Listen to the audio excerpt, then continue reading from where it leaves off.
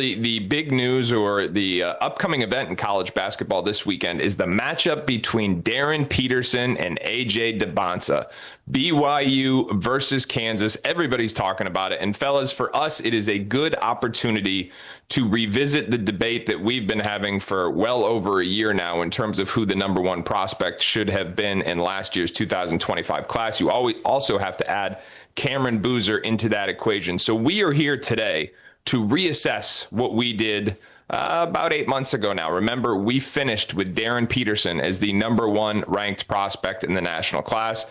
AJ Dybantsa finished at 2. Cameron Boozer finished at 3. So now that we're more than midway through the college basketball season, my question to each of you, and Trav, I will begin with you. Which of those 3 players do you think has been most impressive solely in college basketball this season? Well, to me, that's Cameron Boozer. The dominance that he's having this season. I mean, it's hard to top what Cooper Flagg did just a year ago. But Cameron Boozer is arguably having a better freshman season than Flagg did last year. And what he's showing with his inside-out game, just how physically strong he is. This dude is strong as an ox. He moves everybody on the block.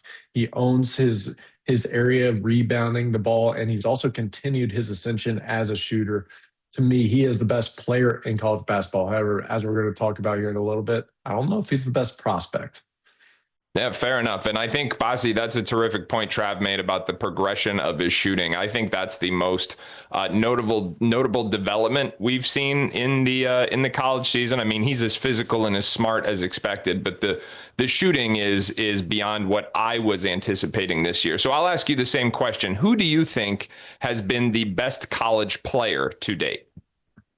Yeah, ever since we pitched this show and what we were going to talk about, I've been wrestling with this one. I think you have to throw Peterson out because your best ability is availability. He's been out.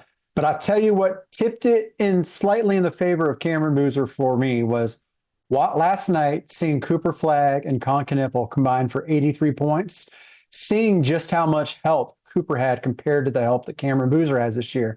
And if you look at AJ Dybantsa, he's been phenomenal. I wouldn't argue with the choice of him. Like I said, I was leaning towards him until today. But on a night where maybe he doesn't have it going, he's got Rob Wright and Richie Saunders that he can lean on to kind of take a little bit of pressure off him. I don't think Cameron Boozer just has that level of supporting cast around him. Don't get me wrong. He's got plenty of other good players. And, you know, Caleb Foster's in hit and miss, and they're going to get things. But if Cam Boozer doesn't have an A-plus game, it's really going to be difficult for Duke to win, and everyone that knows that playing against them. So that's why I'm going to lean ever so slightly to Boozer, just because I think it's so much more important to be great, that he be great night in and night out, and he's lived up to it so far this year.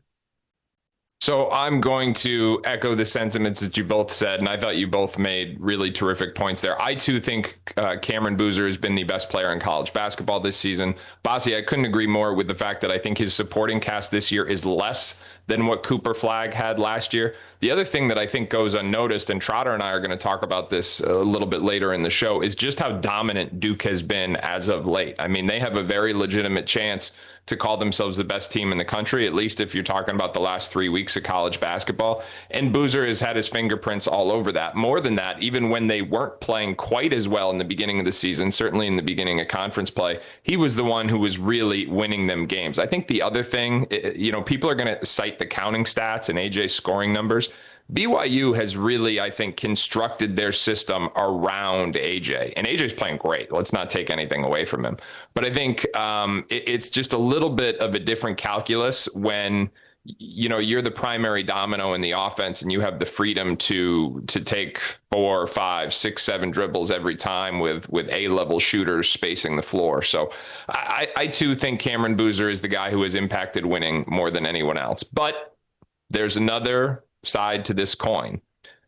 When we do high school rankings, we're trying to synthesize multiple variables, not just who's going to be the best college player, but who is going to be the best NBA prospect. In fact, that is that is the most important criteria at the top of the class. So, fellas, knowing what we know now, who would you take with the number one pick in next year's draft? Trav, I will start with you.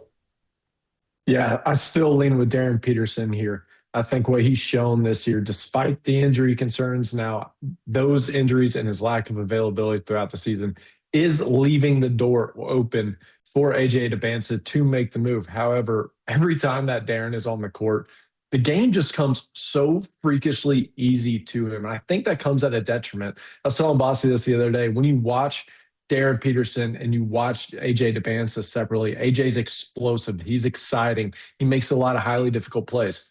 But Darryn Peterson just makes everything look easy. And what tips the cap for me for Darryn Peterson is just how dynamic and impactful he is, not only with the ball in his hands as a playmaker and a scorer, but also off the ball. What he has shown in his ability to fly off screens, make shots off the catch, off the fly, in a bunch of highly difficult scenarios.